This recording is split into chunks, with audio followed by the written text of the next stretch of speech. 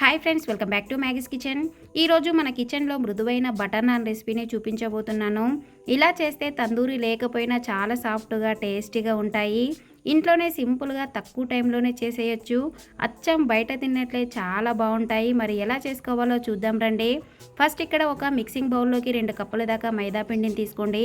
మనం అచ్చం dhaba style and అలాగే రెస్టారెంట్ స్టైల్లో టేస్ట్ రావడానికి ఇక్కడ మనం మైదా పిండినే యూజ్ చేయాలి. ఇప్పుడు ఇందులోకి ఒక పావు టీ స్పూన్ దాకా ఉప్పు, అలాగే ఒక టేబుల్ స్పూన్ దాకా బేకింగ్ పౌడర్. ఇక్కడ మీరు బేకింగ్ పౌడర్కి బదులుగా వంట సోడానైనా తీసుకోవచ్చు. అలాగే ఒక టేబుల్ స్పూన్ దాకా పంచదార, ఒక అరకప్పు దాకా పెరుగుని తీసుకొని ఇదంతా బాగా కలుపుకోండి. మీరు ఈస్ట్తో చేయాలి అంటే బేకింగ్ పౌడర్ని అలాగే పెరుగుని స్కిప్ చేసి 1-1.5 టీ స్పూన్ దాకా ఈస్ట్నైనా తీసుకోవచ్చు. ఇదంతా చక్కగా కలిసేటట్టు బాగా ఒకసారి కలుపుకున్నాక ఒకేసారి కాకుండా నీళ్ళని కొద్ది కొద్దిగా పోసుకుంటూ పిండిని సాఫ్ట్గా నీట్ చేసుకోవాలి. మనము తీసుకునేది ఇక్కడ మైదా పిండి కాబట్టి మనకి వాటర్ ఎక్కువగా ఏం పట్టదండి. సో చూసి యాడ్ చేసుకోండి. ఇలా ఒక 2-3 నిమిషాల పాటు బాగా నీట్ చేసుకున్నాక ఇప్పుడు ఇందులోకి ఒక టేబుల్ స్పూన్ దాకా నెయ్యిని కానీ లేదంటే బటర్ని కానీ, మీ దగ్గర ఒకవేళ ఈ 2 లేకపోతే ఒక టేబుల్ స్పూన్ ఆయిల్ అయినా తీసుకొని మరొకసారి ఇదంతా బాగా కలుపుకోండి. ఇలా సాఫ్ట్గా కలుపుకున్నాక ఇప్పుడు పైనుంచి తడి క్లాత్ని కానీ లేదంటే ఒక ప్లేట్ని కానీ కవర్ చేసి ఒక 20-25 మినిట్స్ పాటు పక్కన పెట్టుకోండి. ఒకవేళ మీకు టైం ఎక్కువగా కనుక ఉంటే ఒక 1 అవర్ పాటు అయినా పక్కన పెట్టుకోండి. నేను ఇక్కడ ఒక 25 మినిట్స్ తర్వాత చూపిస్తున్నాను చూడండి. పిండి మనకి ఎంత సాఫ్ట్గా అయ్యిందో. ఇక్కడ మనం ఈ పిండిని ఎంతసేపు నానబెట్టుకుంటే మనకి బటర్ నాన్ అనేది అంత మృదువుగా వస్తుందండి. మరొకసారి ఈ పిండిని బాగా హీట్ చేసుకొని ఇప్పుడు ఇందులో నుంచి కొద్ది కొద్దిగా పిండి ముద్దని డివైడ్ చేసుకోండి.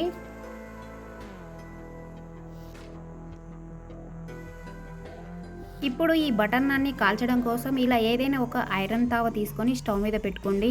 ఇప్పుడు పొడి పిండిని టేబుల్ మీద కానీ లేదంటే చపాతీ పీట మీద కానీ కొద్ది కొద్దిగా డస్ట్ చేసుకుంటూ ఒక్కొక్క పిండి ముద్దని ఇలా చేతులతోటి లైట్గా ఒకసారి ప్రెస్ చేయండి. ఇలా ప్రెస్ చేసుకున్న తర్వాత ఇప్పుడు అట్లకర్రతోటి ఇలా రోల్ చేసుకోవాలి.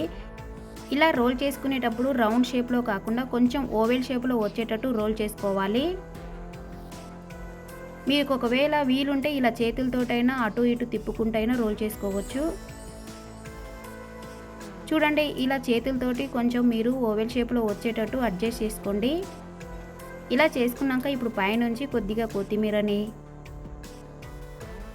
అలాగే కొద్దిగా నల్ల నువ్వులను కూడా వేసుకొని రోలర్ తోటి లైట్గా రోల్ చేసి తీసుకోండి. ఇక్కడ నువ్వులు కానీ లేదంటే కొత్తిమీర కానీ కేవలం ఆప్షనలే అండి. మీకు నచ్చితే తీసుకోండి, లేదంటే స్కిప్ చేయొచ్చు.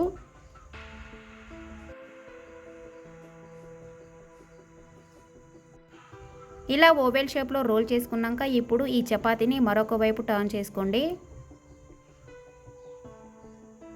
ఇలా నిదానంగా రెండో వైపు టర్న్ చేసుకున్నాక ఇప్పుడు చేతులతోటి కొద్ది కొద్దిగా నీళ్ళని అప్లై చేయండి.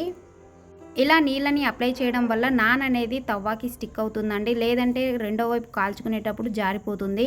ఇలా నిదానంగా తవ్వ మీద వేసుకొని ఒక 2 నిమిషాల పాటు కాల్చుకోండి. ఇలా కాలినాక మరొక వైపు తవ్వాన్ని టర్న్ చేసి ఇలా మంట మీద కాల్చుకోవాలి. ఇక్కడ వీడియో క్లిప్లో చూపించిన విధంగా ఇలా తవ్వాన్ని పట్టుకొని చుట్టూ తిప్పుకుంటూ బాగా కాల్చుకోవాలి.